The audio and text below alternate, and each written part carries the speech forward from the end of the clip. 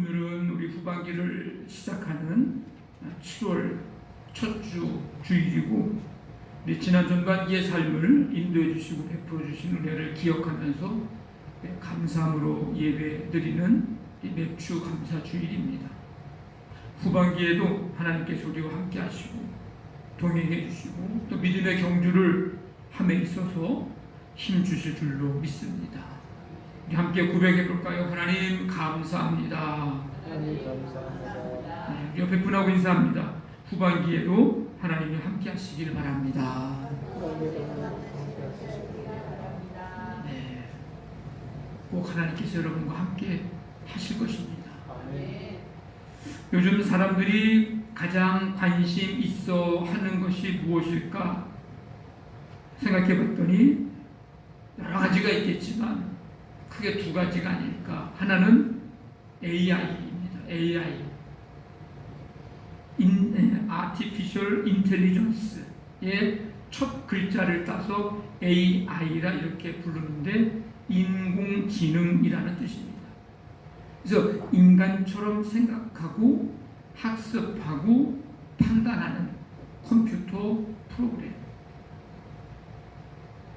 과거의 컴퓨터가 사람이 짜놓은 공식대로만 계산을 했다면 그것도 굉장한 거였거든요. 근데 지금의 AI는 수많은 데이터 속에서 스스로 규칙을 찾아내고 새로운 정답을 만들어내는 그런 능력을 갖추고 있습니다. 이미 AI는 마치 공기처럼 우리의 일상 깊숙이 들어와 있습니다. 금융, 미디어, 유튜브나 넷플릭스나 이런, 그리고 스마트폰, 음악, 내비게이션, 자율택시, 물류센터, 의료, 기후 분야 등등 우리의 삶의 모든 분야에서 사용되고 있습니다. 그래서 제가 이 AI를 통해서 간단하게 한번 뭔가를 해봤어요. 아주 쉬운 거였어요. 사진을 제가 한번 좀 보여드립니다. 이쪽에 있는 사진이 2018년 5월에 찍은 사진. 제가 왜 이 사진을 보여드리냐면 평신도 신앙대회 때 그 순서지에 제 사진을 냈는데 너무 옛날 사진 냈다고 자꾸 항의가 들어왔어요. 최신 거로 바꿔야 되는 거 아니냐고. 그래서 그 옆에 있는 강사님 목사님보다는 제가 나이도 어린데 좀 사진이 제가 어려 보여야지. 그래서 저 사진을 제가 이제 연애 본부에다가 제출을 해야 하는 30주년 제가 성역 그 상을 받았잖아요. 그때 사진을 하나 내라고 그래가지고 어떻게 할까 고민하고 있는데 목사님이 그 목사님 AI로 만들어서 내면 됩니다. 그러는 거예요. 그래서 옳거니 한 장 때문에 사진관 가기가 그래서 저 사진을 목양실에도 걸려 있는데 저 사진을 갖고 있었어요. 컴퓨터에. 그래서 그 사진을 AI에다가 집어넣고 제가 정면을 바라보게 해줘. 지금 측면이잖아요. 정면을 바라보게 해줘. 넥타이가 없잖아. 지금 로마 칼 이거잖아. 그래서 제가 이제 파란색을 좋아하거든. 파란 넥타이로 해줘. 그리고 얼굴은 편안한 미소를 띠게 해줘. 이렇게 이제 입력을 시켜가지고 딱 눌렀어요. 그랬더니 저 옆에 있는 사진이 나온 거예요. 조금 어색해 보이긴 하지만 그래도 뭐 이미지는 좀 있잖아요. 그래서 저 사진이 생긴 겁니다. 저 뭘로 만들었다고요? AI로 만들었다. 그러면 집에 가서 마음에 안 드는 거 권사님 부분 있으면 그 부분 지워줘. 점 빼줘. 뭐 주름살 펴줘. 뭐 이런 거 다 하면요. 그냥 다 해줘. 그래서 이쁜 사진이 나온 거예요. AI. 신기한 게 너무 많습니다. 이거는 아주 그냥 가장 기초 중에 기초. 또 하나는 뭘까 생각을 좀 해봤는데 주식이 아닐까. 주식회사에 자본을 구성하는 단위를 주식이라고 얘기합니다. 그래서 주식 회사가 있죠. 주식의 가격을 주가라고 얘기를 합니다. 주가. 그래서 그 주가는 주식 시장에서 형성되는 시세에 따라서 결정이 됩니다. 주식의 가격이. 그래서 주가가 하락하면 사람들은 본능적인 공포와 두려움의 지배를 당하게 되고, 주가가 올라가면 탐욕과 과신을 하게 된다고 합니다. 그래서 나만 빼고 주변 사람들이 다 돈을 벌고 있는 것 같아요, 주식으로. 그런 소외감이 들어가지고 그 조급함 때문에 주가가 이미 다 오른 그 고점에서도 뒤늦게 뛰어들어 사는 그 추격 매수라고 하는 거, 추격 매수를 하는 사람이 있다고 하기도 하고, 최근에 주가가 계속 올랐기 때문에 앞으로도 당연히 계속 오를 것이라고 착각하는 현상도 일어나기도 하고, 어떤 주식을 사도 오르는 경우가 있는데 그때 자신의 투자 실력이 너무 뛰어나서 내가 성공했다고 믿는 오만에 빠지는 경우도 있다고 합니다. 그래서 누군가는 이렇게 말했습니다. 주식시장은 공포와 탐욕의 시소게임과 같다. 주가가 낮을 때는 세상이 망할 것 같은 공포에 휩싸이고, 높을 때는 부자가 될 것 같은 환상에 빠지기도 한다는 것입니다. 뭐 주식 자체가 선하거나 악한 것도 아니고, 주식 투자가 뭐 죄는 아니지만, 주식으로 인해 내 일상의 삶이 혹시 무너지거나 균형을 잃어버린다면 그 삶은 한번 진지하게 고민하고 고려해 볼 필요가 있습니다. 내가 주식을 소유하고 지배하느냐, 아니면 주식이 나를 소유하고 지배하고 있느냐, 진지하게 고민을 해볼 필요가 있다는 겁니다.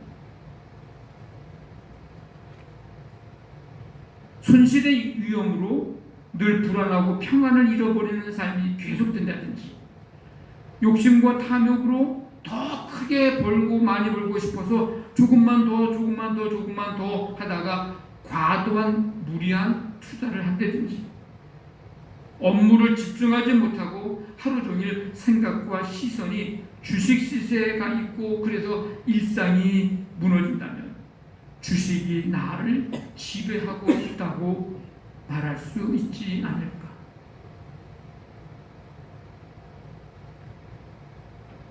주가가 높이 올라가는 이유는 다양할 겁니다. 그 이유를 제가 다 알지는 못하지만 여기서 뭐 그 이유를 말할 필요도 없고, 잘 알지도 못하고, 저는 여러분들이 뭐 더 잘 아니까 잘 알아서 판단하면 됩니다. 근데 중요한 거는 주식 가격이 높이 올라가는 것만 좋아하지 말고 주가를 높여야 된다는 겁니다. 한번 따라해 봅시다. 주가를 높이자. 자, 그럼 이 주가를 높이는데 그게 뭘까? 제가 이 주가에 대해서 설명을 해줄게요. 주가라는 단어는 없습니다. 제가 그냥 만들어낸 거예요. 오늘 설교를 준비하는데 만들어낸 거라고. 주님의 가치, 예수님의 가치. 그러니까 주가를 높이자고 하는 것은 내 삶에서 주님의 이름을 높이자는 것이고, 주식의 가치가 올라가듯이 우리의 삶에서 예수님의 이름이 더 귀하고 존귀하게 드러나도록 하자, 이런 의미를 담아서 만든 말이 저 주가. 그래서 오늘 말씀의 제목이 뭐예요? 주가를 높이자. 오늘 우리가 함께 읽은 말씀은 다윗의 찬양이며 고백입니다. 하나님, 주는 하늘 위에 높이 들리시며 주의 영광이 온 세계 위에 높아지기를 원하나이다. 이 말씀을 보면 다윗이 어떤 사람인지를 알 수 있고 다윗이 평소에 살면서 무엇을 원했는지를 알 수 있습니다. 다윗이 원했던 것은 언제나 다윗이 원하는 것은 언제나 주님이 높아지기를 원했습니다. 주가를 높이는 삶. 자, 골리앗과의 싸움에서 다윗은 이렇게 선포를 하며 골리앗에게 나갑니다. 너는 칼과 창과 단창으로 내게 나아오거니와 나는 만군의 여호와의 이름 내가 모욕하는 이스라엘 군대의 하나님의 이름으로 네게 나아가노라. 여호와의 구원하심이 칼과 창에 있지 아니함을 이 무리에게 알게 하리라. 하나님은 다윗에게 승리하도록 역사해 주셨고 다윗은 그 승리의 공로를 하나님께 돌림으로 하나님의 이름이 높아졌습니다. 성전 건축을 하고 싶었던 다윗. 그러나 하나님은 다윗의 아들 솔로몬이 하게 될 것이라고 말씀을 하십니다. 여러분, 보통 우리 같으면 얼마나 배 아파. 응? 내가 하고 싶은데. 내가 하고, 내가 좀 이거 했다 그러고 좀 이거 싶은데 넌 아니야. 네 아들 솔로몬이 할 거야. 여러분, 얼마나 배 아파. 보통은 자신의 이름으로 업적을 남길 그런 마음인데 그렇지 못한 것에 대해서 실망을 하게 되는데 다윗은 달랐습니다. 오히려 이렇게 고백하면서 솔로몬이 성전을 지을 수 있도록 금과 은과 모든 자재를 기쁜 마음으로 준비를 해서 아들에게 줬어요. 뭐라고 고백했냐면 여호와여 위대하심과 권능과 영광과 승리와 위엄이 다 주께 속하였사오니 천지에 있는 것이다 주님의 것이로소이다. 모든 것이 주께로 말미암아 싸우니 우리가 주의 손으로 받은 것으로 주님께 드렸을 뿐이니이다. 이름과 영광은 오직 하나님만 받으시고 자신은 주님의 도구일 뿐이라는 철저한 낮아짐의 태도, 바로 주가를 높이는 삶. 다윗의 삶은 나는 낮아지고 하나님만 드러나야 한다는 중심이 뚜렷했습니다. 그래서 위기 속에서는 하나님의 이름이 모욕받는 것을 못 참아. 기회 속에서는 하나님의 주권을 침범하지 않아요. 성공의 자리에서는 모든 영광을 하나님께 돌립니다. 이게 주가를 높이는 삶입니다. 그래서 하나님의 마음에 맞는 사람이라고 하는 평가를 받은 사람이 바로 다윗입니다.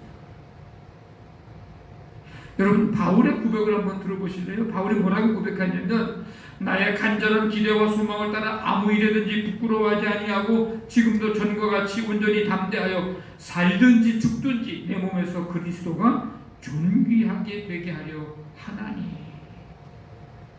이 고백을 통해서 바울은 어떤 자세로 살고 어떤 삶이 되고 싶어 하는지를 확실히 알 수 있습니다.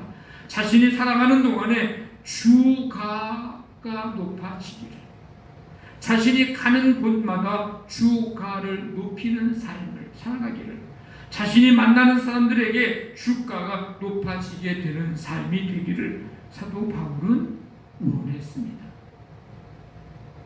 세례 요한이 예수님보다 먼저 왔잖아요, 세상에. 예수님이 공생의 사역을 시작하시기 전에 유대 광야에서 엄청난 대중적인 인기를 누리는 영적인 리더였습니다. 제자들도 많았습니다. 많은 사람들이 그를 메시아라고 오해할 정도였습니다. 예수님이 딱 등장을 하는 거예요. 세례 요한을 따르던 제자들, 대중들이 모두 예수님께로 이제 가서 예수님을 따르기 시작합니다. 사람들이 우르르 내게 왔던 사람들이 예수님에게로 몰려가는 거예요. 여러분, 그러면 어떻게 해요? 배 아프잖아. 나를 따르던 사람이 나는 혼자 놔두고 다 예수님에게로 간 거예요. 시기 질투할 만하잖아요. 그 제자들이 뭐라고 그러냐면 선생님을 따르던 사람들이 다 저 사람에게로, 예수에게로 갑니다. 어떻게 할 겁니까 이거?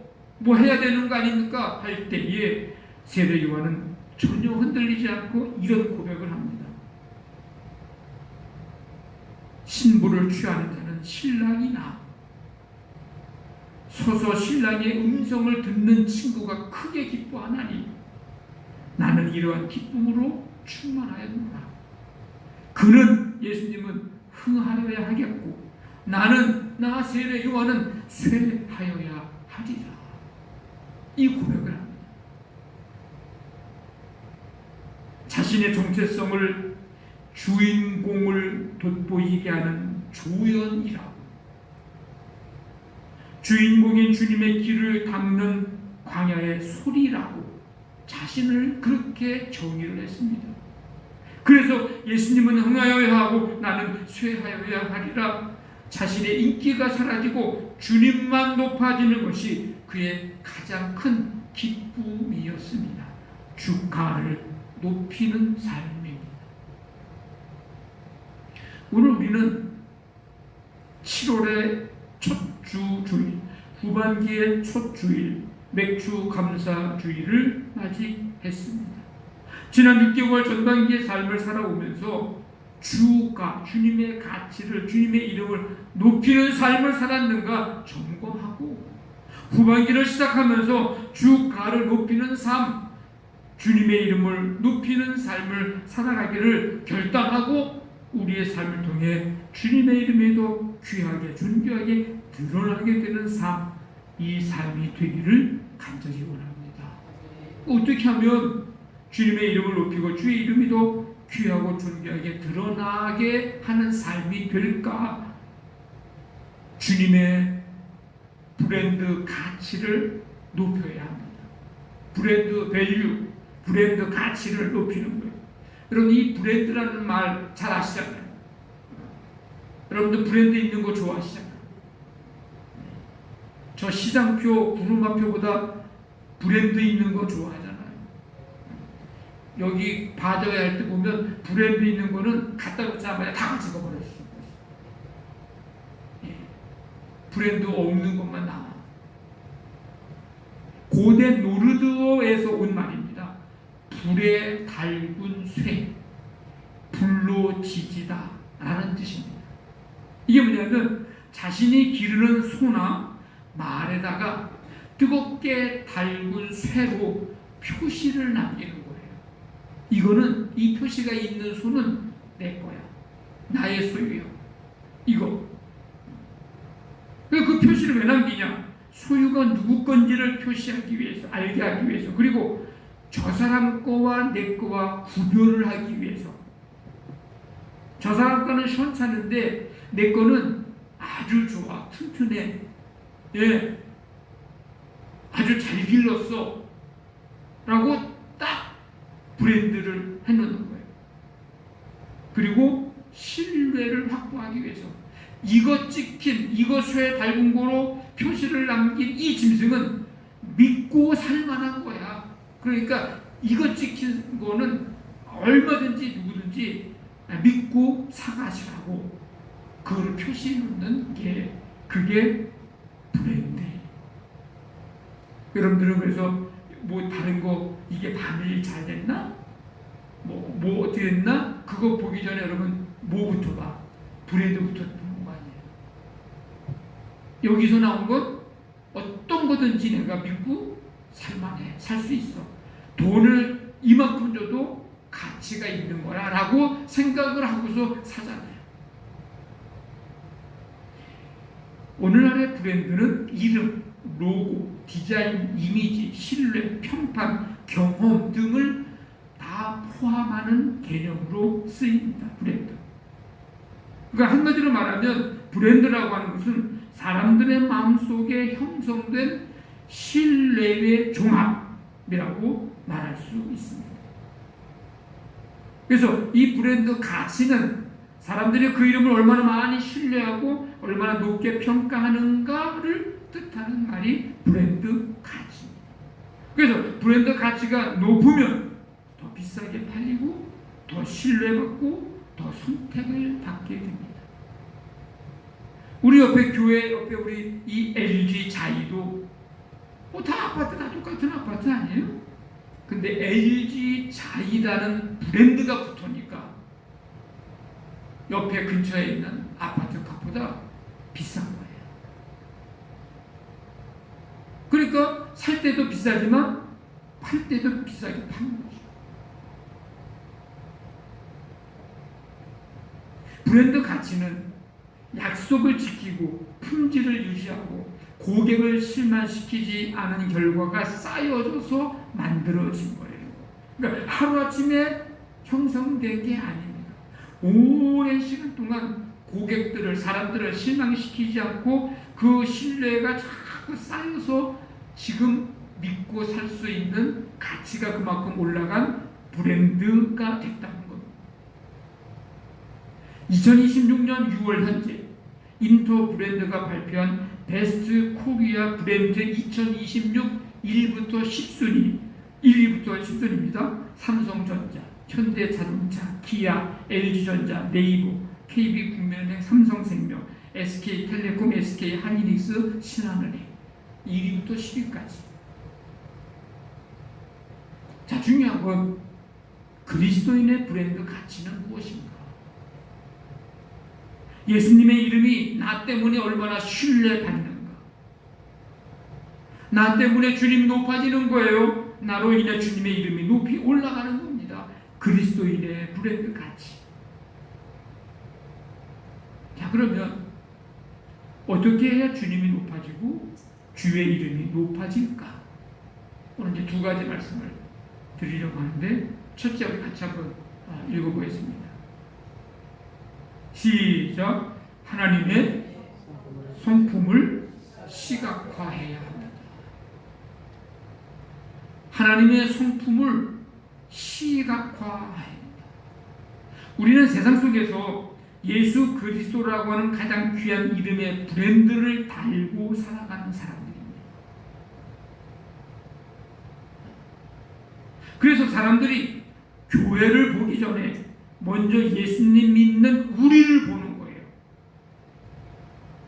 우리를. 사람들이 성경 읽기 전에 먼저 우리의 삶을 읽어요. 사람들이 설교를 듣기 전에 먼저 설교 듣고 살아가고 있는 우리의 행동을 보고 있습니다. 왜? 우리는 예수 그리스도의 이 브랜드 이름을 지금 달고 사는 사람들이기 때문입니다. 예수님의 이름은 존귀한 이름, 능력의 이름, 구원의 이름, 치유의 이름입니다. 예수님의 이름은 소망의 이름이요, 응답의 이름이요, 완전하고 영광스러운 이름입니다. 이 가장 귀한 예수 그리스도라는 이름의 브랜드를 달고 살아가는 사람들로서 우리가 그 이름에 걸맞게 살아가고 있느냐, 그렇지 못하느냐에 따라서 그 이름의 브랜드가 세상 사람들에게 잘 드러나느냐, 아니면 그 반대가 되느냐가 결정이 됩니다. 그래서 예수님께서 하신 말씀이 있어요. 이같이 너희 빛이 사람 앞에 비추게 하여서 그들로 너희 착한 행실을 보고 하늘에 계신 너희 아버지께 영광을 돌리게 하라. 이거를 예수님은 이렇게 멋있는 말씀으로 하셨지만, 오늘 말씀으로 내용으로 하자면 예수 그리스도라고 하는 이름의 브랜드를 달고 사는 너희들, 그 브랜드, 너희들을 통해서 그 브랜드 가치가 올라가는 거야. 너희들 때문에 그 가치가 떨어지는 거야. 그 얘기랑 같은 거예요. 세상 사람들은 우리가 믿는 예수님을 직접 보지는 못하지만 예수라는 이름의 브랜드를 달고 사는 우리라고 하는 명함, 우리가 명함을 가지고서 뭐 이렇게 어제 삼계탕에 앉을 때 뭐 국회의원서부터 뭐 하여튼간 다 그냥 뭐 시의원, 구의원 명함을 주기 바쁘더라고 나한테. 다 그 명함을 주잖아요. 근데 우리는 특별한 명함은 없어.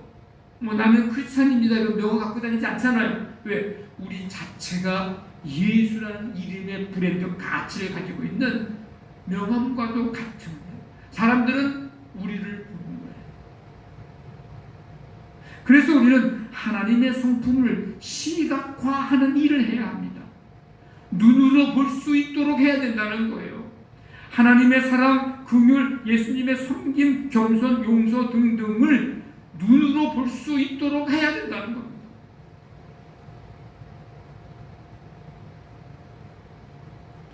세상 사람들이 우리 보고 예수님 믿는 사람은 뭔가 다르다. 이게 뭔가 다르다는 말이 구별된 거룩함이라는 뜻이거든요.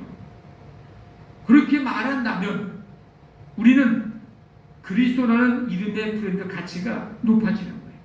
우리를 통해서 예수 믿는 사람 뭔가 다르네. 이렇게 말한 거는 그에게 예수 브랜드의 가치가 높아져 가고 있다는 거예요. 그 사람에게는. 근데 예수 믿는 사람 똑같네 뭐. 이렇게 말하는 사람이 있다면 우리를 통해서 그 가치가 떨어졌다는 거예요. 이미지가 손상이 됐다는 겁니다.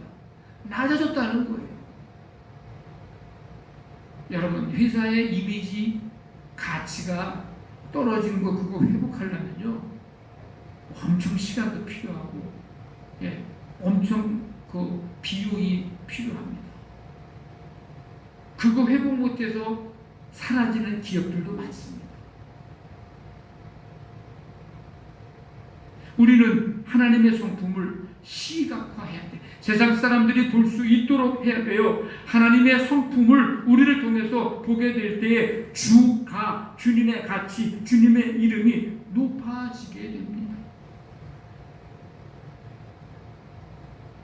우리가 뭐 다 하나님의 성품을 이야기할 수 없는데 오늘 말씀을 좀 드리려고 하는 것은 이 경쟁의 시대 속에서 때로 정죄하고 깎아내리기 바쁜 이 관계 속에서, 이 인간관계 속에서, 이 세상 속에서 긍휼히 여기는 마음을 좀 나타냈으면 좋겠어요. 한번 해봅시다. 긍휼히 여기는 마음. 이 예수님의 마음이에요. 상대의 처지에서 생각하는 능력, 이게 긍휼입니다. 그래서 여러분 가정에서부터 긍휼히 여기는 걸 해야 돼요. 가정에서부터. 여러분들의 부모님들을 긍휼히 여기십시오. 한 얘기에 또 하고 한 얘기 또 하고 한 얘기 또 해도 끝까지 들어주세요. 어떤 마음으로? 빨리 들어줘야 그칠 것 같은 마음이 아니라 부모님을 긍휼히 여기는 마음. 나한테 하지 않으면 부모님이요 병난다고, 나한테 그렇게 얘기하지 않으면 병나서요, 아니면 또 다른 누군가에 가서 그렇게 할 거라고. 그러면 그 귀찮아하는 모습, 그거를 부모님들이 그렇게 얘기할 때 귀찮아하는 사람들의 모습을 여러분 상상해 보세요. 얼마나 부모님들이 어떤 마음이겠습니까? 그럼 차라리 내가 긍휼히 여기는 마음으로 들어줘. 죄송하지만 잔소리를 듣고 싶어도 못 듣는 때가 곧 온다는 거. 한 얘기 또 하고 한 얘기 또 하는 얘기를 듣고 싶어도 못 듣는 때가 곧 온다는 걸 여러분 기억하시고 부모님들의 얘기를 긍휼히 여기는 마음으로 들은 얘기를 또 해도 또 들어주세요.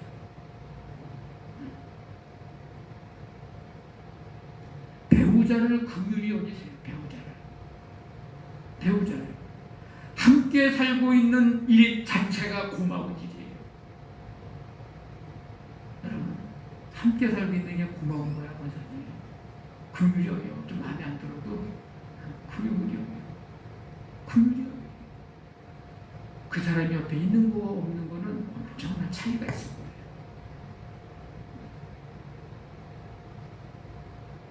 자녀들을 긍휼히 여기세요. 그러면 정죄의 천망보다 격려할 수 있고요. 무엇보다 자녀 존재 자체를 사랑하게 됩니다. 내 아들로 내 딸로 있는 것만 해도 고마운 거.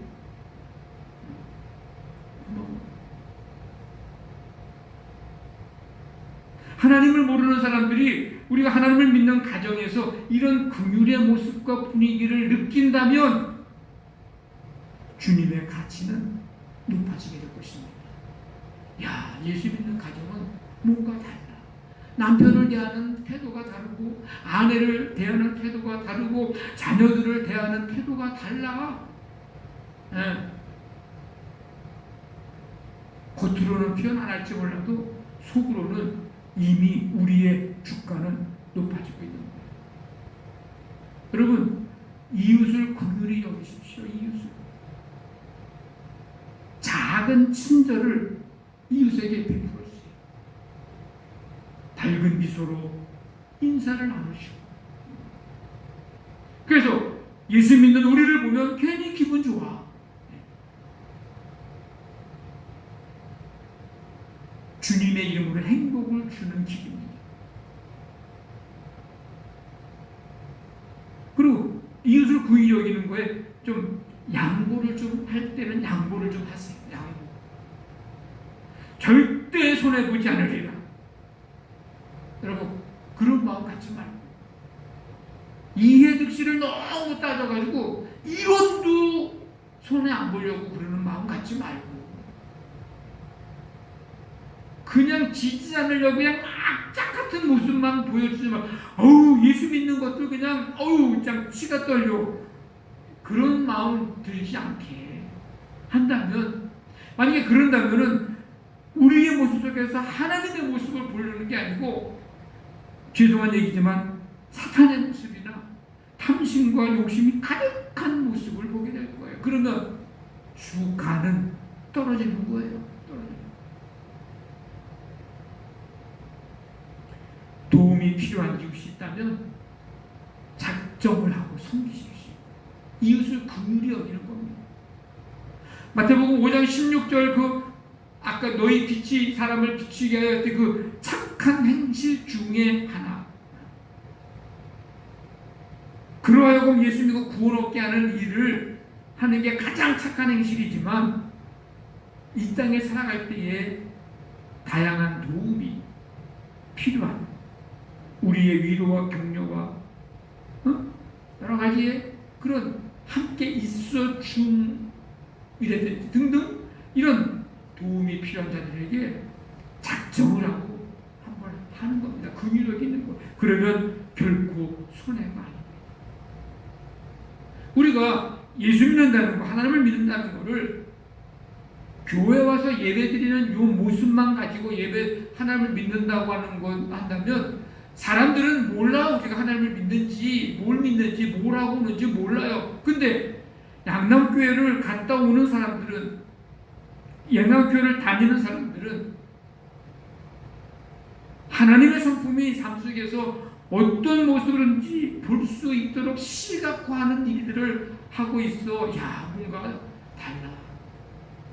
나도 나중에 교회 가게 되면, 지금은 상황이 어렵지만 교회 가게 된다면 양남교회에 가야 되겠다. 부모님들이 옛날 불교, 유교 무슨 전통에 의해서 아우 저 부모님들 효녀이기 때문에 못 나오는 사람들도 많아요. 그래서 부모님이 이제 안 계시면 그때 내가 가야지 마음을 먹는 사람들도 많다고요. 그럴 때 어느 교회를 갈까? 양남교회를 가야 되겠다는 마음을 갖게 돼요. 이미 브랜드 가치를 높여놨기 때문에 믿고 신뢰하고 발걸음을 옮길 수 있는 거죠.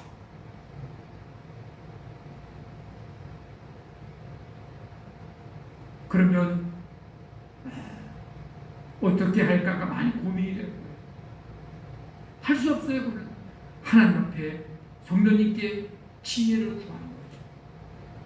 하나님의 성품을 어떻게 내 삶 속에서 시각화할 수 있을까요? 지혜를 구하시면 그 마음속에 하나님이 기뻐하시면서 분명히 지혜를 주실 줄로 믿습니다. 두 번째, 어떻게 해야 주님이 높아지고 주의 이름이 높아질까? 한번 같이 읽어보겠습니다. 시작. 감사하며 살아야 합니다. 우리는 한 해 중에 지금 전반기의 삶을 살았습니다. 하나님의 은혜로 살았습니다. 하나님께서 함께 하셨습니다. 하나님이 건강 주셨고 기회를 주셨고 귀한 삶 속에서의 만남의 복을 주셨습니다. 그렇다면 하나님을 인정하는 감사의 고백을 해야 합니다. 하나님을 인정하는 감사의 고백은 하나님을 높이고 하나님의 이름이 높아지도록 하는 가장 좋은 방법입니다. 하나님을 인정하는 감사의 고백은 나를 낮추고 하나님을 높이는 신앙의 언어입니다. 어느 카페 이렇게 보니까 개혁 축하 화분이 쫙 와 있는데 한 글귀가 제 눈에 띄었어요. 남의 개혁 화분에 뭐 이렇게 관심을 갖고 눈에 들어오더라고요. 어느 그 화분을 보니까 개혁 화분 보니까 돈 세다가 잠들소서 이렇게 써있더라고. 그 화분에 이렇게 리본 달잖아요. 축하 화분에. 그러니까 장사가 잘 돼가지고 돈 세다가 잠이 들 정도로 돈을 많이 벌어라. 이제 그런 뜻인 것 같아요. 그런데 그거는 제 눈에 별로 이렇게 뭐 깊이 와닿지 않았는데 다른 개혁 축하 화분을 보니까 카페 오늘 마실 커피 내일로 미루지 말자. 이게 개혁 화분에 리본에 써 있는 말이었어요. 오늘 마실 커피 내일로 미루지 말자. 그래서 그 문구를 딱 보면서 저거다. 커피를 감사로 제가 바꿨어요. 이 말씀을 준비하다가 하는 게 이제 머리에 이제 계속 있을 거 아니에요. 그러니까 그 보자마자 저거 감사로 바꿔야 되겠다. 그래서 뭐라고 했을까요? 오늘 할 감사를 내일로 미루지 말자. 그날 감사해야 할 것들이 있을 텐데 그거 내일 다음에 1년 후에 함께 몰아서 송구영신 예배 때 몰아서 감사하려고 생각하지 말고 매일매일 그날에 감사할 일은 그날에 하자는 거예요. 여러분 그래서 감사 노트를 쓰라는 거가 그거예요. 제가 지금 28페이지 지금 오늘이 이게 7주인가 우리 주일인데 저 컴퓨터에 지금 그 주마다 매일매일 한다 그랬잖아요. 컴퓨터로 매일매일 어느 날은 하루 1개, 어느 날은 2개, 어느 날은 3개, 어느 날은 뭐 4개에서 칸 3개만 해놨는데 그냥 하나 더해서 4개 줬습니다.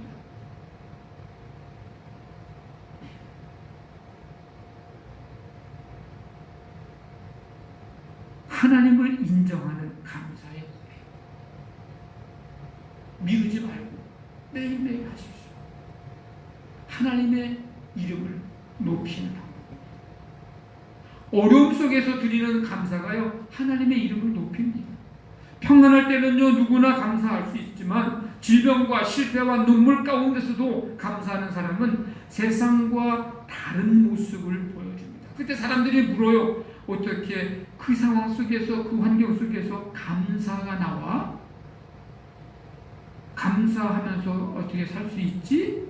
그때 우리의 대답은 뭐예요?